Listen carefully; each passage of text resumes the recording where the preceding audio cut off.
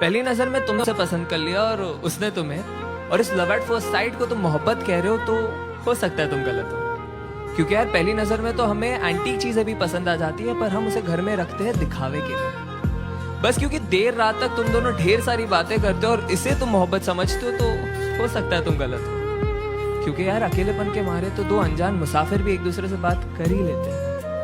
अरे अगर किसी लड़की को देख के वो तुम्हारा हाथ पकड़ लेती है और किसी लड़के को देख के तुम उसका, और इस क्यूट जेलिसी को तुम मोहब्बत कह रहे हो, तो हो सकता है तुम गलत हो। क्योंकि यार परिंदों को पकड़ा जाता है पिंजरों में कैद करने के लिए, उन्हें आजाद करने के लिए नहीं। बस क्योंकि अब तुम दोनों एक दूसरे की बातों को समझ पा रहे हो और इसे तुम मोहब्बत कहते हो, तो हो सकता है तुम गलत हो। क्योंकि याद रखो, दो भूखे भिखारी भी एक दूसरे की भूख समझ सकते हैं पर मिटा नहीं सकते।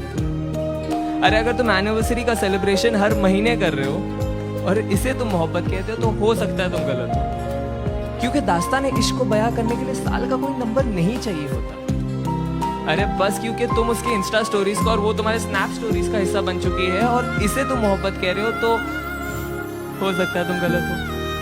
क्योंकि यार मोहब्बत को फिल्टरों के साथ सेव नहीं किया जाता, उसे बस उसी लम्हे में जिया जाता है। हाँ लेकिन अगर जिस्मों में उलझने से पहले तुम उसकी जुल्फों में उलझना चाहते हो, अगर वो बेखौफ अपना बचपना तुम्हारे सामने जाया कर देती है, अगर उसके कपड़ों के बेपर्दा होने से पहले तुम अपने सारे राज उसके सामने खोल दिए और उसने भी अपने सारे डर का जिक्र तुम्हारे सामने कर दिया, अगर उसका हर आंसू तुम्हारे ही कमीज पे बहता हो और तुम्हारे मुस्कान की वजह उसकी नादानी आई हो, तो शायद नहीं यार यही प्यार है। और अगर ये प्यार तुम्हें मिल गया है तो इसे पकड़ लो, जकड़ लो, गले लगा लो और जहां मौका मिले बस इसे कहते रहो कि तुम इससे कितना प्यार करते हो।